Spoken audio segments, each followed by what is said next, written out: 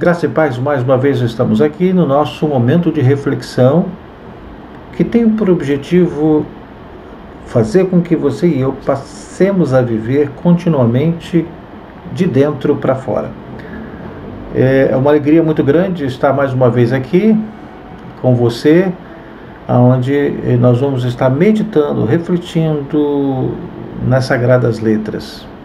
E é de suma importância que a Palavra de Deus esteja iluminando o nosso coração, a nossa mente, os nossos pés, para que as nossas decisões, para que as nossas escolhas, para que os nossos pensamentos, as nossas emoções, elas tenham uma iluminação, um esclarecimento, e eu possa entender e saber por que eu estou sentindo, por que eu estou pensando, qual é a melhor escolha, qual é a melhor direção. E a Palavra de Deus, ela me dá essa direção.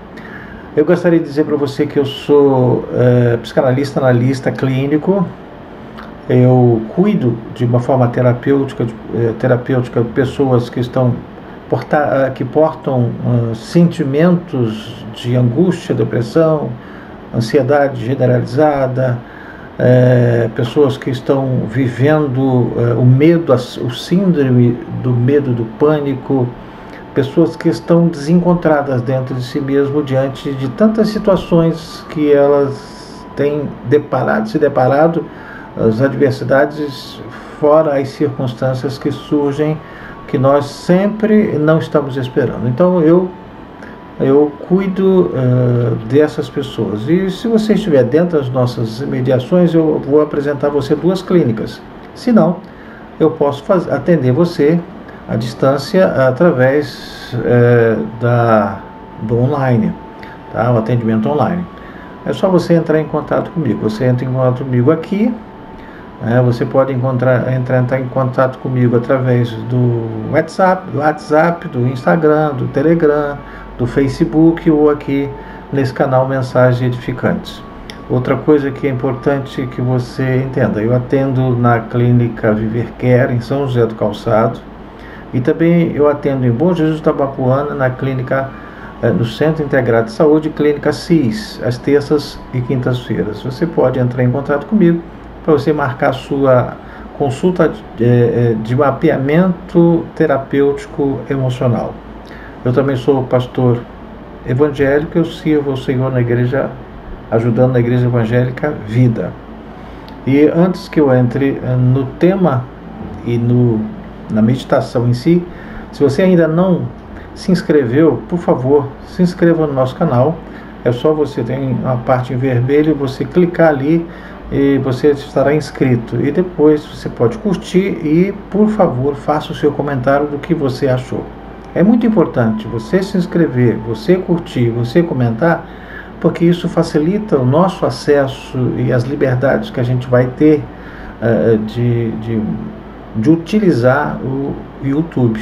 Tá? E quanto mais acesso tiver, mais inscrição, mais isso é facilitado.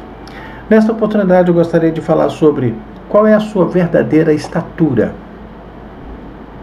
E nós vamos estar nessa meditação e nós vamos nos basear no texto de 1 Samuel, capítulo 17. Somente alguns versículos a partir do 42º, que diz assim, no capítulo 1 de 1 Samuel. E olhando o filisteu e vendo Davi, o desprezou porquanto era moço, ruivo e de gentil aspecto, e pequeno. Verso 3, disse, pois, o filisteu a Davi, sou eu algum cão para tu vires a mim com paus? E o filisteu, pelos seus deuses, amaldiçoou Davi. Verso 44, disse mais o filisteu a Davi, vem a mim, e darei a tua carne às aves do céu e às bestas do campo.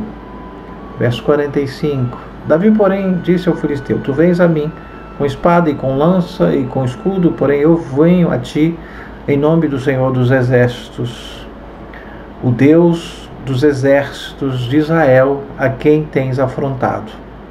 Verso 27, hoje mesmo o Senhor te entregará na minha mão, e ferir-te-ei e tirar-te-ei a cabeça, e os corpos do arraial dos filisteus darei hoje mesmo às aves do céu e às feras da terra.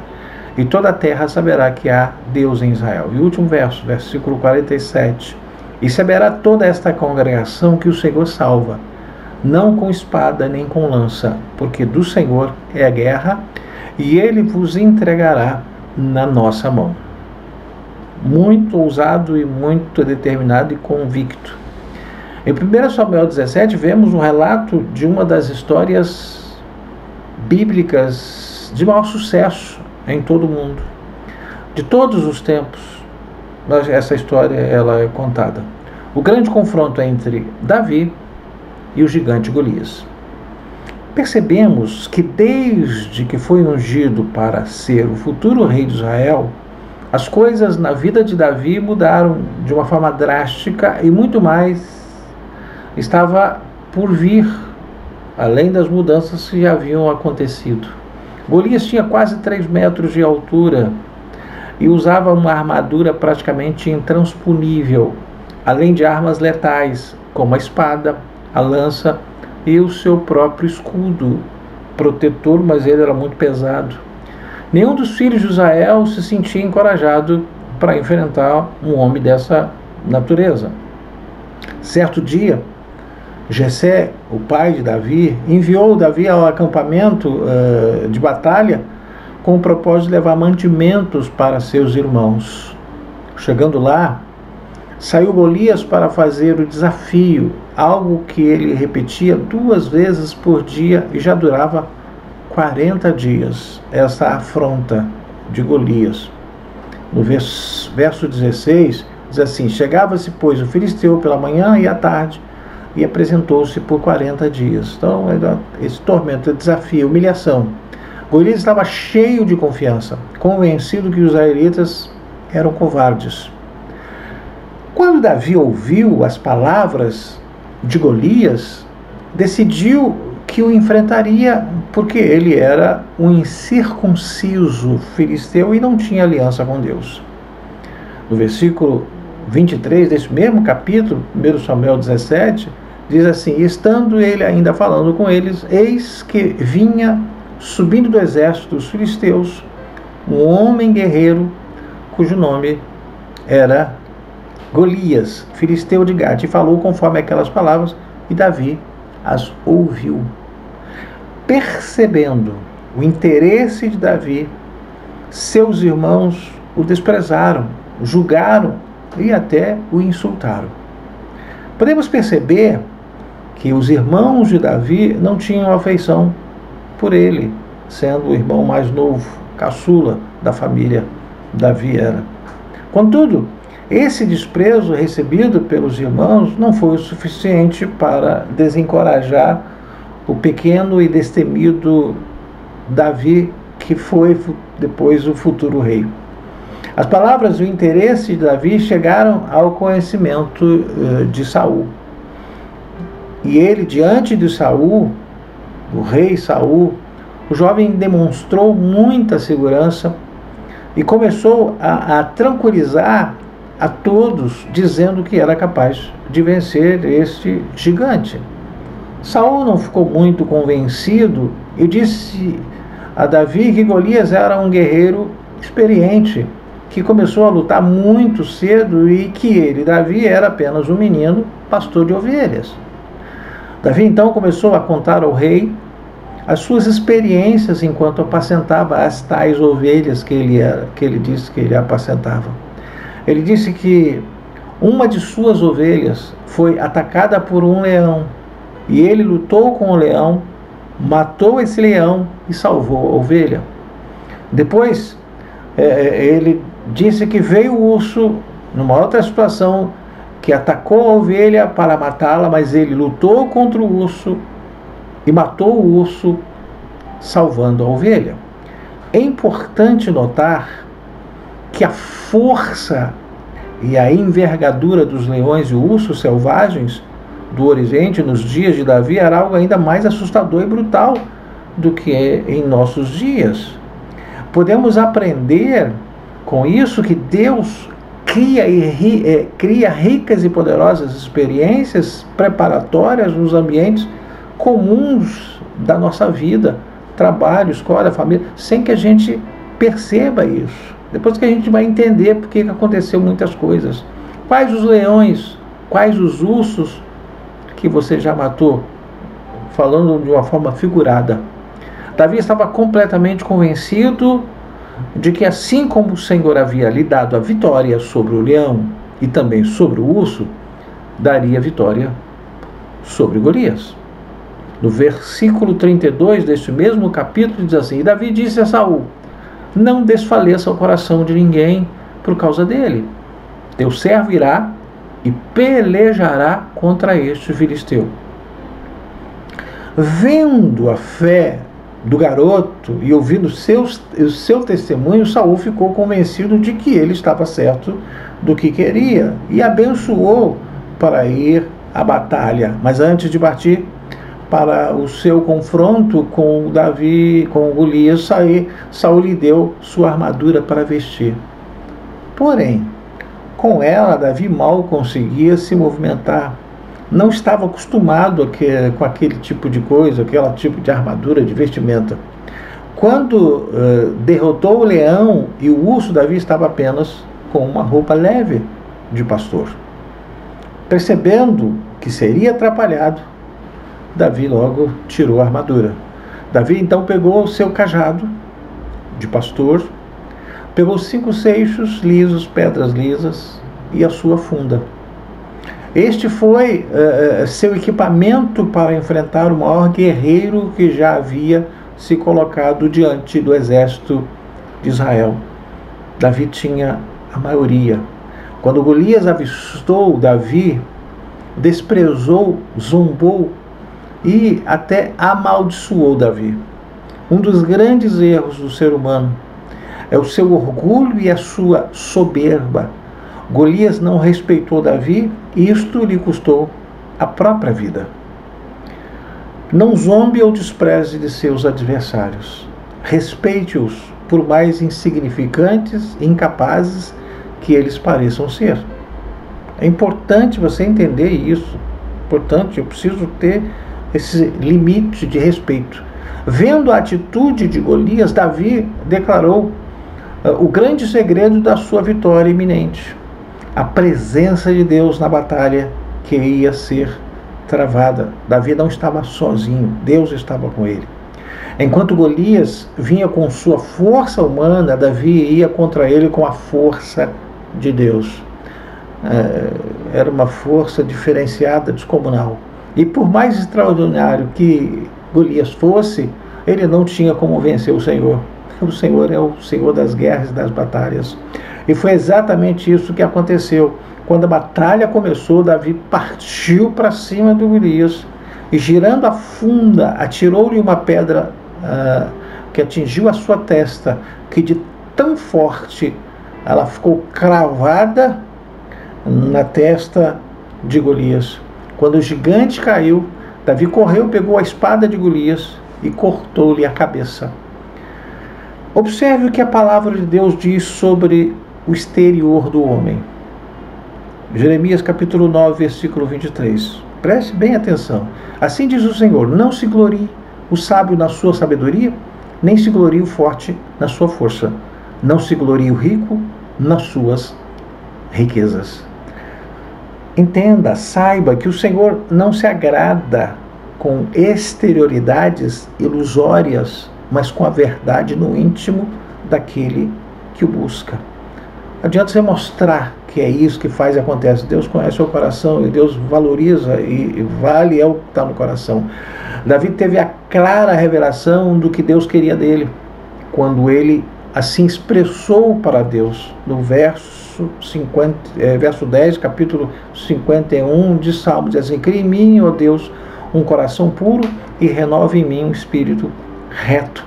Davi sentiu necessidade de uma profunda transformação interior, algo que somente o Senhor mesmo poderia operar.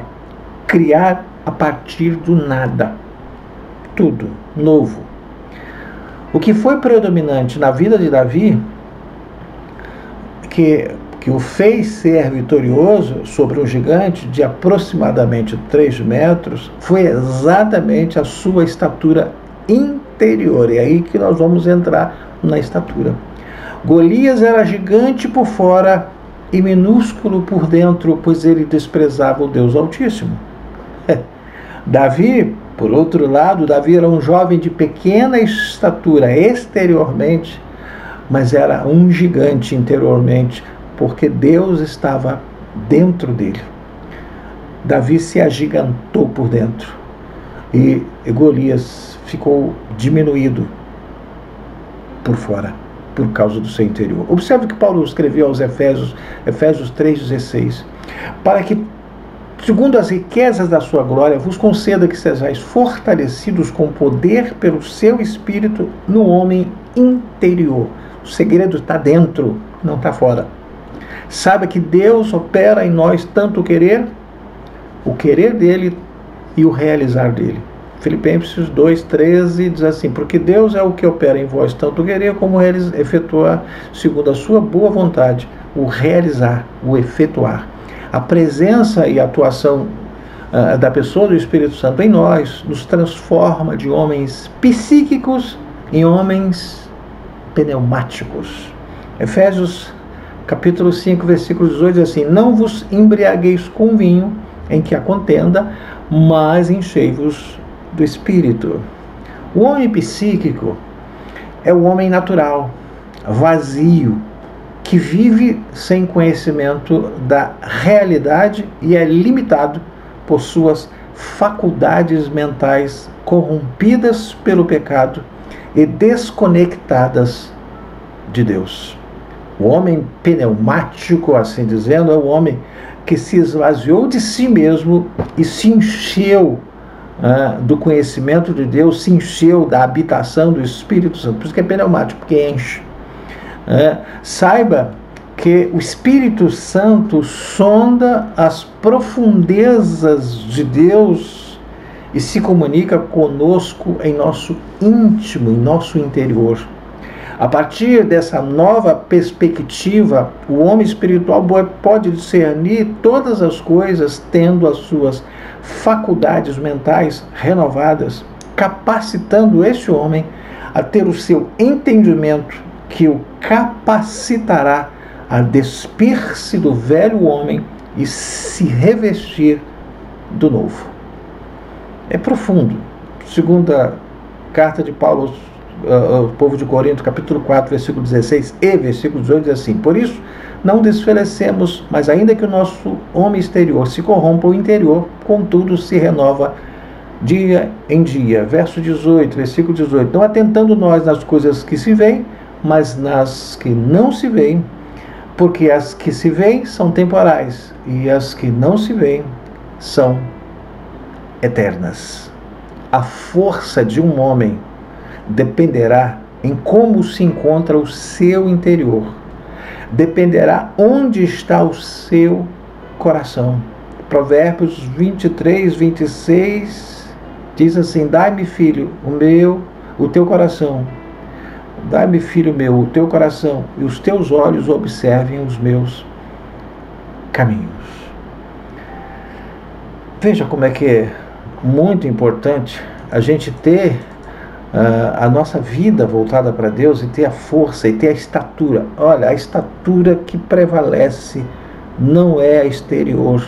A estatura que prevalece é a nossa interior. Quanto mais nós entendemos, mais crescemos, mais adquirimos uma estatura tal que a gente começa a olhar aí por fora. Quando a pessoa é grande, ele olha muito longe, porque ele é alto, ele consegue enxergar que muita gente que é mais baixo, assim como eu, não consegue ver, mas ele, na altura que ele está, ele consegue ver muita coisa. Porém, interiormente é o contrário. Quem é alto exteriormente, mas é pequeno, minúsculo interiormente, ele não consegue entender nada, não consegue enxergar nada. Mas aquele que é tem a estatura interior, que é um gigante, porque ele é pneumático, porque ele está cheio de Deus, cheio do Espírito Santo, ele consegue enxergar e consegue discernir muitas coisas e por ninguém é discernido. Então eu preciso saber e viver uma vida levando em conta que o principal, a minha estatura deva ser a interior. Vamos orar. Pai, no nome de Jesus, te agradeço por estar aqui e a bênção esteja sobre todos esses que estão conosco nesse momento. Eu te peço, Senhor, a tua bênção, a tua graça, e que eles possam entender e possam crescer na graça e no conhecimento interiormente, para que eles possam se agigantar diante de tantas coisas que exteriormente parecem serem gigantescas, mas nós, quando crescemos por dentro, temos a presença de Cristo, de Deus e do Espírito Santo, em nome de Jesus. Amém. Obrigado por você ter estado conosco. Não se esqueça de você inscrever-se no nosso canal, se você ainda não fez, e curtir, fazer o seu comentário. E até a próxima oportunidade, se assim Deus permitir. Que Deus possa te abençoar rica e poderosa e abundantemente. Até a próxima oportunidade, em nome de Jesus Cristo.